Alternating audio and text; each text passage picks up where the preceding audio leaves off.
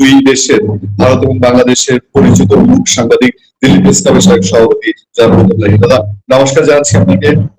আবার অল্প কদিনের বিরতির পর আবার আপনাকে পেয়েছি আমরা। দাদা আমরা আলাপ শুরু করতে চাই আমাদের প্রধানমন্ত্রী তারেক রহমান, বাংলাদেশের প্রধানমন্ত্রী। তিনি মালয়েশিয়া এবং চায়না ট্যুর, মালয়েশিয়া ট্যুর শেষ করেছেন, চায়না ট্যুরে আছেন।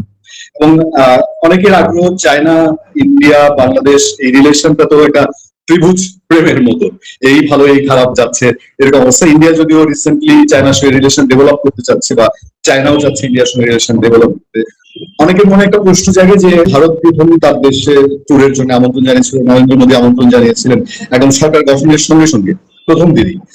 সেই ক্ষেত্রে তারেক রহমান ভারতের দিকে না গিয়ে উনি চায়না যাচ্ছেন, এবং যেহেতু বাংলাদেশ কোন দিকে হেলে পড়ছে এ নিয়ে আলাপ আছে। আজকে পত্রিকার হেডলাইনও দেখলাম যে মার্কিন এবং ভারতীয় চাপ উপেক্ষা করে বাংলাদেশ চীনের সাথে সম্পর্ক ডেভেলপ করছে। আপনার কি মনে হয় এই ট্যুর কি আসলে ভারত বাংলাদেশ সম্পর্কের মধ্যে কোনো এফেক্ট ফেলবে, অথবা ভবিষ্যতে বাংলাদেশ চীনের দিকে হেলে যেতে পারে, এরকম কোনো সম্ভাবনা দেখছেন কিনা? দেখুন, প্রথমেই বলি যে একটা নির্বাচিত সরকার ক্ষমতায় এসছেন, যেটা তার প্রথম সফর কোথায় করবেন সেটা অবশ্যই সেই দেশের সার্বভৌম সিদ্ধান্ত। মানে সে ব্যাপারে তো অন্য কোনো দেশ কোনো নির্দেশ দিতে পারে না বা উপদেশও দিতে পারে না। কিন্তু এটা ঘটনা যে তারেক রহমান প্রথম প্রধানমন্ত্রী হওয়ার পর সঙ্গে সঙ্গেই বিশ্বের মধ্যে প্রথম নরেন্দ্র মোদী তাকে শুভেচ্ছা জানিয়েছিলেন। তারপরে স্পিকার লোকসভার যখন তিনি সফর করেন তখন তার হাত দিয়ে তিনি আমন্ত্রণ পত্র পাঠিয়েছিলেন যাতে ভারতে তিনি আসেন প্রথম সফরে। ভারতের দিক থেকে যেগুলো করার সেগুলো সবটাই তো করা হয়েছিল, কিন্তু সেগুলো সত্ত্বেও তারা সিদ্ধান্ত নিলেন এবং তিনি বিকল্প একটা পথ বেছে নিলেন, মালয়েশিয়া থেকে চীন। আমি আপনাকে আগেও বলেছি মূলত ওয়ার্ল্ড ইকোনমিক ফোরামের বৈঠকে যাবেন, কিন্তু সেখান থেকে তিনি দ্বিপাক্ষিক বৈঠকও করবেন সেই সুযোগে। তো এখন এটা ঘটনা যে প্রমাণ করে যে প্রথমেই ভারতে গেলে বাংলাদেশের সরকার তারা যে অবস্থায় ছিলেন, যেখান থেকে নির্বাচিত হয়েছেন এবং তাদের সঙ্গে বিরোধী দল থাকলেও সেটা নামে বিরোধী দল, আসলে তাদেরই সমর্থক দল ছিলেন এক সময়কার জামায়াত ইসলামী, তাদের চাপে রয়েছেন সরকার। মানে কোনোভাবেই ভারতের সঙ্গে সখ্যতা দেখাচ্ছেন, যেটা প্রধানমন্ত্রী শেখ হাসিনা আগে ভারতে আসতেন পরে চীনে দিতেন। কিন্তু বিএনপি সরকারের যদি অতীত ইতিহাস দেখেন, জিয়াউর রহমানের সময় থেকে চীনের সঙ্গে কিন্তু কূটনৈতিক সম্পর্ক স্থাপনে জিয়াউর রহমান সরকারই কিন্তু সব থেকে বেশি প্রথম উদ্যোগ নেয়, এবং তারপরে সার্ককে এমনকি চীনকে পরামর্শদাতা হিসেবে করার জন্য এটা বাংলাদেশেরই প্রস্তাব ছিল, যেটা পরবর্তীকালে অবশ্য গৃহীত হয়েছে।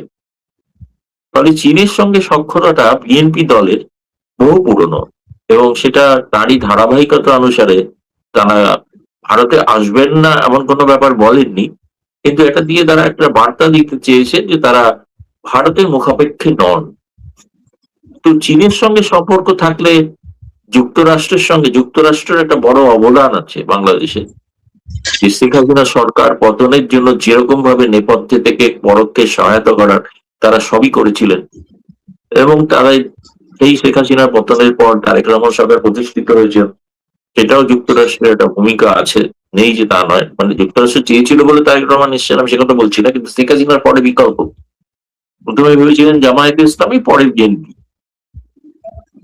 তো এখন এই কারণে আমার কাছে যেটা মনে হয়েছে সেটা হচ্ছে নিঃসন্দেহে এখন গত কয়েক মাস ধরে তারেক রহমান সরকার ক্ষমতায় আসার পর থেকে ভারতের তরফ থেকে যে সহযোগিতার হাত বাড়ানো হয়েছে। আপনি সহযোগিতা বলতে গিয়েছেন কি ধরনের সহযোগিতা? ভারত কি করেছে? ভারত 5,000 থেকে 6-7,000 টন ডিজেল দিচ্ছে প্রয়োজনে, এবং ভারত 1200 মেগাওয়াট বিদ্যুৎ দিচ্ছে, এবং একই সঙ্গে প্রয়োজন মাফিক আপনাদের যতটা কাঁচা সবজি সংকট দেখা দিলে যেটা করা যায় সেগুলো সরবরাহ করছে। তো ভারত করছে না কিছু এমন না, কিন্তু বাংলাদেশ থেকে আমরা তারেক রহমান সরকারের কাছ থেকে এমন একটি উদাহরণও পাইনি যে এইটি তারেক রহমান সরকার ভারতের জন্য করলেন। সেরকম কোনো উদাহরণ কিন্তু এই মাসের মধ্যে নেই। দ্বিতীয় কথা বলে প্রথম পর্যায়ে শেষ করি, সেটা হচ্ছে আপনি বলছেন এটাতে দুদেশের সম্পর্কে প্রভাব পড়বে কিনা। এটা আগাম ভবিষ্যৎবাণী করা যাবে না, তবে এটা ঘটনা ভারতের চীনের সঙ্গে বাংলাদেশের যে সম্পর্কগুলো হবে, বিশেষ করে নিরাপত্তা এবং সীমান্তবর্তী এলাকা বা প্রতিরক্ষা কিংবা তিস্তা সংক্রান্ত তো এগুলো যদি ঘটে তাহলে নিশ্চয়ই ভারতের উপর তার একটা প্রভাব পড়বে। সেক্ষেত্রে ভারতকে তখন বিকল্প কোনো পদক্ষেপ নিতে হতে পারে, কিন্তু আগ বাড়িয়ে বলা যাবে না যে আমরা তো এখনো জানি না কি ধরনের চুক্তি স্বাক্ষরিত হতে চলেছে।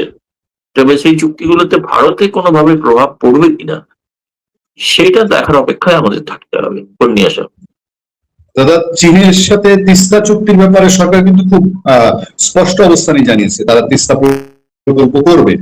সেক্ষেত্রে যদি তিস্তা চুক্তিটা হয় এবং আপনি বলছেন যে ভারত বিকল্প ব্যবস্থা নেবে, তিস্তা চুক্তি হয় যদি এর প্রভাব কি পড়তে পারে, এবং আপনি যে বিকল্প কথা বললেন সে বিকল্প কি ধরনের বিকল্প? কূটনৈতিক সম্পর্কের ক্ষেত্রে কোনো কিছু? না, দেখুন, এটা বাংলাদেশ সরকারের সিদ্ধান্ত, তারা কার সঙ্গে কি করবেন। যেমন শেখ হাসিনা সরকার সিদ্ধান্ত নিয়েছিলেন তিস্তার উপত্যকা উন্নয়ন প্রজেক্টটা তিনি ভারতের হাতে দিতে চান। ওই জায়গাটি অত্যন্ত স্পর্শকাতর ভারতের নিরাপত্তার জন্য, যেটা চিকেন নেকের খুব কাছাকাছি।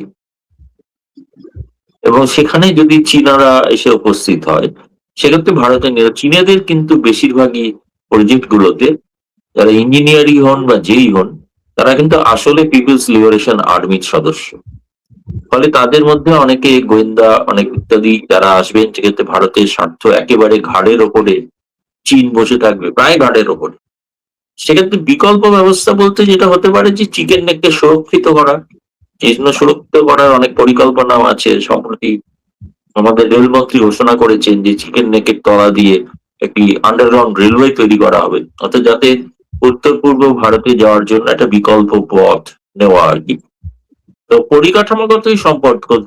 এখন মানে আর অন্য কি ধরনের সিদ্ধান্ত নেবেন ওইটা বলছি, সমস্ত প্রকল্পটা আগাম না জেনে কি ধরনের তাতে আদৌ ভারত প্রভাবিত হবে কিনা এটাও তো জানা দরকার আছে। এটা ঘটনা চীনের হাতে এই মুহূর্তে যতটা, কিন্তু আমি মনে করছি যে তারেক রহমান সরকার যতটা আশা করছেন, মানে সামগ্রিকভাবে যে আর্থিক মন্দা, এই মন্দা কিন্তু চীনের ওপরেও পড়েছে।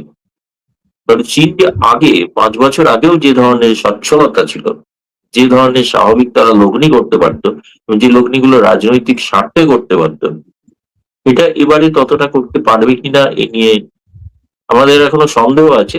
তবে দেখা যাক শেষ পর্যন্ত কি দাঁড়ায় আর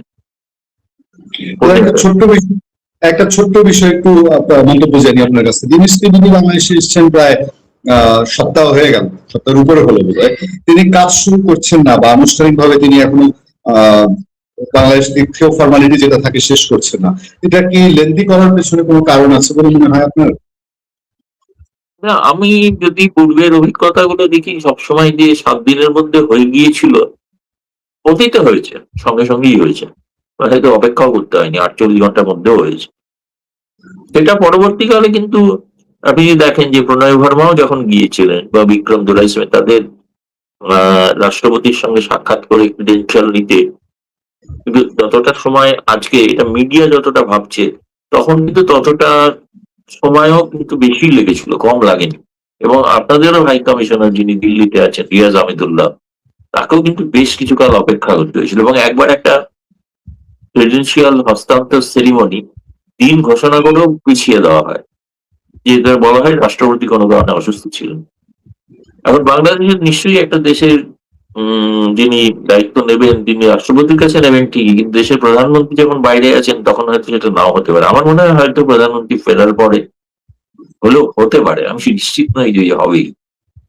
এখন তার কিছু মন্তব্য নিয়ে জলঘোলাও হয়েছে, যেগুলো অমূলক। কিন্তু আমার মনে হয় ফেরার পরেও যদি দেখা যায় প্রলম্বিত হচ্ছে, তখন কিন্তু বলা যাবে যে প্রলম্বিত হচ্ছে আর কি। আমি এখনো প্রলম্বিত হয়েছে বলে এখন আমি মানে বলছি, উপসংহারটা আর কি। আমাদের দেশে কারো ধারণা যে এটা প্রলম্বিত হয়ে গেছে অলরেডি এবং এর পিছনে অন্য কোনো কারণ থাকতে পারে। না, অন্য কোনো কারণ সেই জন্য বলতে যেটা স্বাভাবিকভাবে